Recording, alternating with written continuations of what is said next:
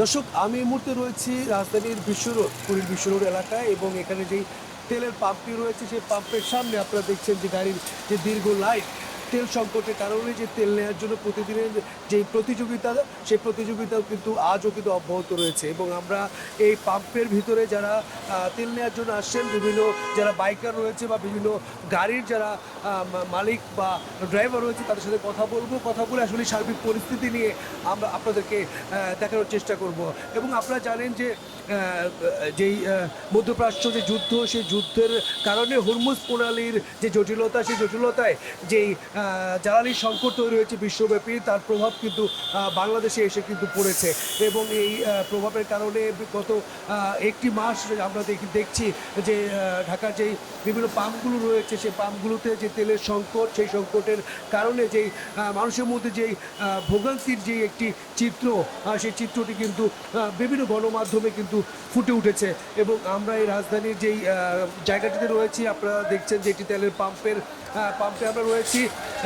এখানে কিন্তু একই অবস্থা। এবং আপনারা দেখছেন যে গাড়ির যেই রাস্তা, যেমন গাড়ির দীর্ঘ সারি রয়েছে, একই সাথে এই পাম্পের মধ্যে যারা আসলে বাইক নিয়ে আসছেন, এই বাইকের নিয়ে এসে কিন্তু তারা এখানে যে তেল, সে তেল নেওয়ার জন্য কিন্তু আসছেন। এবং আমরা দুজনের সাথে একটু কথা বলে একটু জানবো আসলে কত সময় ধরে অপেক্ষা করে আপনাকে এই পর্যন্ত আসতে হয়েছে। সকাল 11টার দিকে এসে দাঁড়াইছিলাম। দাঁড়ানোর পরে দেওয়া শুরু করছে মনে হয় 1-1.5টার পরে। আচ্ছা, এরপরে বেরিয়েছে। তাও আগের থেকে মোটামুটি লাইন একটু কম লাগছে। এছাড়া মনে হইতেছিল যে আরও যদি কিছুদিন আগের থেকে যদি দামটা নিয়ে একটু এদিক সেদিক করতো, তাহলে মনে হয় একটু তাড়াতাড়ি আমরা তেল ইয়ে করতে পারতাম। আমি 1 সপ্তাহ 1.5 সপ্তাহ ধরে বাইক নিয়ে বেরোই এই হ্যাসেলের জন্য। তো আজকে বেরোইলাম 11টার দিকে, লাইন বেশি বড় লাগেনি, তুলনামূলক আগের দিনের থেকে কম। ঠিক আছে, আমরা আরও কয়েকজনের সাথে কথা বলে আসলে জানবো। আমি একটু আপনার কাছে জানতে চাচ্ছি যে আপনার প্রতিদিন তেল লাগে নাকি প্রতি সপ্তাহে তেল লাগে? সপ্তাহে একবারে নেওয়া হয়। সপ্তাহে একবার।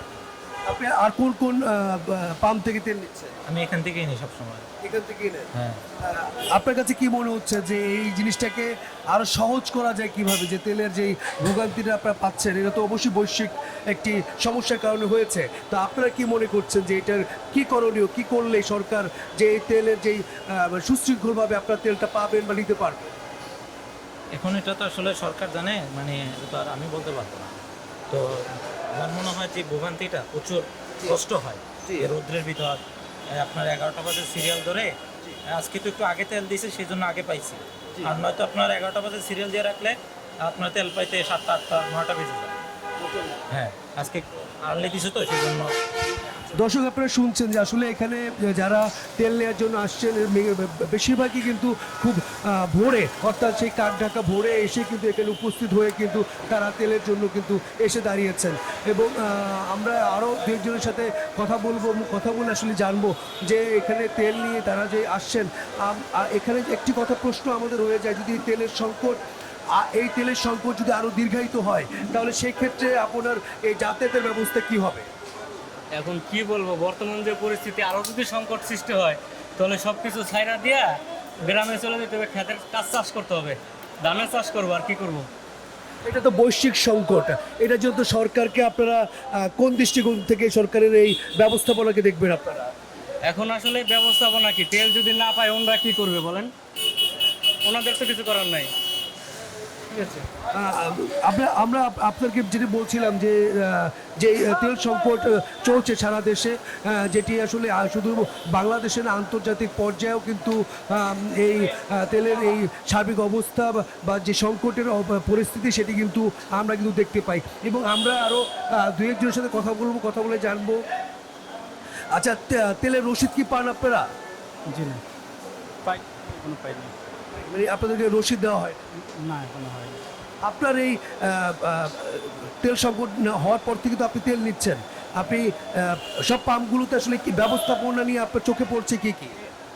আমি গত 4 দিন আগে যে তেলটা নিয়েছিলাম, প্রায় 9টা থেকে সিরিয়াল নিয়ে আসছি। এবং আজকে যেটা নিয়েছি, আজকে আপনার এই অল্প কতক্ষণ প্রায় 100 গাড়ির পিছনে ছিলাম আর কি, 100 বাইক আমি পিছনে ছিলাম। তবে মনে হয় আস্তে আস্তে তেলের ইয়েটা কমতেছে। তেলের যে ইয়েটা, আমরা ওটা আসলে অনেকগুলো কম পাইতেছি। সিরিয়াল এখন আগের 4 ঘন্টা 5 ঘন্টা সিরিয়াল নিতে হইতো, আর এখন আজকে নিচ্ছি মাত্র 10 ঘন্টার মতো আমি সিরিয়াল নিচ্ছি আর কি আজকে। আসছি আগে, তবে আমি আসার পর থেকে তেল দেওয়া শুরু করছি। তবে আশা করি সিরিয়াল কাটি যাবো, এক সপ্তাহের ভিতরে এরকম বাচ্চা ইয়ে থাকবে। আমরা একটু তেলের যে দাম, বাড়তি যে দাম, সে দাম নিয়ে একটু প্রশ্ন করতে চাই। তেলের যে বাড়তি দাম বেড়েছে, সেই দামের ফলে আপনার যে আয়, সে আয়ের উপরে কেমন প্রভাব ফেলেছে? তেলের উপরে তো 20 টাকা একেবারে বাড়তি, এটা অনেক প্রভাব পড়েছে। তেল না শুধু, এই তেলের দামের কারণে সব জায়গায় মুদি দোকান থেকে শুরু করে সবাই এই তেলের অজুহাতে সব কিছুর দাম বেশি বেশি চাচ্ছে। এরকম নিশ্চয়ই তেলের এই দাম বাড়তিতে মানে আপনার দৈনন্দিন যেই খরচ, পারিবারিক খরচ, ব্যক্তিগত খরচ, সেই খরচের উপরে একটি বড় ধরনের প্রভাব পড়েছে বলে মনে করছেন আপনি?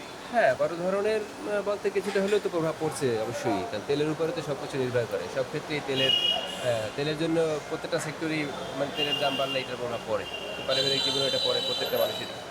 দর্শক, আমরা শুনছিলাম যে আসলে যে তেলের যে বাড়তি দাম, সে বাড়তি দামের নেওয়ার ব্যাপারে, বাড়তি দামের হওয়ায় যে মানুষের যে দৈনন্দিন যে আয়, সে আয়ের উপরে যে একটি অতিরিক্ত যে চাপ তৈরি হয়েছে, সেটি নিয়ে কিন্তু আসলে ক্ষোভ প্রকাশ করছেন আসলে যারা সাধারণ মানুষ রয়েছেন। আসলে এখানে যাদেরকে দেখছেন তারা কিন্তু অনেকেই দেখা যাচ্ছে যে বাইকটি তারা ব্যবহার করছেন, সে বাইকটি কারো ব্যক্তিগত, আবার কেউ আসলে এই বাইকের মাধ্যমে যে রাইড শেয়ারিং করা, সে রাইড শেয়ারিং করা কাজটি কিন্তু অনেকে করে, যেটি দিয়ে তিনি তার পরিবারের যে খরচ, সেই খরচটা কিন্তু তিনি তাদেরকে চালাতে হচ্ছে। এবং যেই তেল, আমরা একটু জানবো যে আপনার যে পরিমাণ, মানে আপনি কি রাইড শেয়ারিং করছেন? আপনার রাইড শেয়ারিং করতে যে পরিমাণ তেলের প্রয়োজন হয়, আপনি কি পাম্প থেকে সেই পরিমাণ তেল পাচ্ছেন? সে পরিমাণ পাই না। এই পাম্পে আসছে, এই পাম্পে নাকি 1000 টাকা দিচ্ছে। 1000 টাকা যদি তেল দেয় তাহলে আমরা সেই পরিমাণ পাবো আশা করি। আচ্ছা, আমরা আপনার কতটুকু প্রয়োজন হয়? প্রতিদিন 700 থেকে 800 টাকা তেল লাগে আমার কাছে। আপনি একদিন তেল নেওয়ার পরে আপনাকে কোনো অপেক্ষা করতে হয় এরপর তেলের জন্য? অপেক্ষা তো করাই লাগে, প্রতিদিন 5 ঘন্টা 7 ঘন্টা অপেক্ষা করা লাগে, কিন্তু আজকে মনে হচ্ছে তুলনামূলক আজকে একটু তাড়াতাড়ি পাবো। জি, ধন্যবাদ। দর্শক, আমরা কথা বলছিলাম আসলে যে বৈশ্বিক যে সংকট, যে সংকটের কারণে যে মধ্যপ্রাচ্য যে যুদ্ধ, সেই যুদ্ধের কারণে যেই তেলের যে সংকটটি তৈরি হয়েছে, সেই সংকটের কারণে যে শুধু বাংলাদেশের সরকারই কিন্তু একটি যে চাপে আছে সেটি কিন্তু না, এই বাংলাদেশের যে সাধারণ মানুষের যেই দৈনন্দিন যেই চলাফেরার যে কষ্টটি হচ্ছে, তাদের যে পরিবহন নিয়ে এবং তাদের যে পরিবহনের সাথে তাদের যে জীবন জীবিকা জড়িত, সেই বিষয়টি নিয়ে, সেটি নিয়ে কিন্তু প্রতিদিনই কিন্তু যে পাম্পগুলো রয়েছে, সেই পাম্পগুলোতে কিন্তু একটি যে চরম ভোগান্তি, সেই ভোগান্তি কিন্তু থেমে নেই। এবং এই ভোগান্তি থেকে যাতে অন্তত, ভোগান্তি তো এই পরিস্থিতিতে যতটুকু হচ্ছে, যাতে করে ভোগান্তি যতটুকু কমিয়ে আনা যায় এবং মানুষ যাদের প্রয়োজন, প্রতিদিন তেলের প্রয়োজন হয়, জ্বালানি তেলের প্রয়োজন হয়, সেই তেলটি যেন অন্তত তারা সুশৃঙ্খলভাবে নিতে পারে, সে ব্যাপারে আসলে সরকারের পক্ষ থেকে নানা পদক্ষেপের পাশাপাশি যারা এই পাম্প কর্তৃপক্ষ রয়েছে তারাও একটি উপযুক্ত ব্যবস্থা নেবে, সেটিও কিন্তু প্রত্যাশা করছেন। তবে আরেকটি বিষয় কিন্তু নিয়ে জনমনের বেশ কিছু প্রশ্ন রয়েছে, সেটি হলো যে তেল, যাদের আসলে তেল প্রয়োজন নেই, তারা যে তেল নিচ্ছেন, সে বিষয়টি নিয়েও কিন্তু অনেকের দৃষ্টি আকর্ষণ হচ্ছে। এবং অনেকে আসলে এই যে বাইকে কিছু অসাধু বাইকের যারা মালিক পক্ষ বলেন বা মালিক রয়েছে বলেন, বা আসলে অসাধু যারা রাইড শেয়ারিং করছেন, এমন কেউ কেউ রয়েছে যারা আসলে তেল নিয়ে যে তেল বিক্রি করে দেওয়া, এমন অভিযোগও কিন্তু আমরা বিভিন্ন সময় কিন্তু শুনতে পাই। এই পাম্পের যারা কর্তৃপক্ষ রয়েছে তারা কিন্তু বলছে। এবং একই সাথে যেসব গাড়িগুলো সিএনজি করা রয়েছে, কিন্তু যাদের তেলের প্রয়োজন নেই,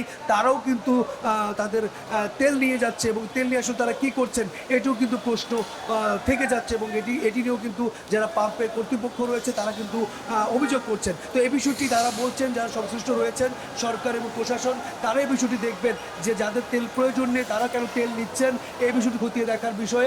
এবং একই সাথে অতিরিক্ত যাদের বাইকে তেল নেওয়ার পরে আবার কিছুক্ষণ পরে সেই তেল কোথাও বিক্রি করে দিয়ে আবার তেল তিনি নিচ্ছেন, এই বিষয়টি যদি নজরে আনা যায় এবং নিয়ন্ত্রণ করা যায়, তাহলে তেলের যে ভোগান্তি বা সংকট, তা অনেকটাই রক্ষা করা যাবে। তো আজ এ পর্যন্তই। আমি কামাল হোসেন বিপ্লব, আমি ছিলাম আজ যেই তেলের জ্বালানি যে সংকট, সেই সংকট নিয়ে রাজধানীর কুড়িল বিশ্ব রোডের একটি পাম্প থেকে।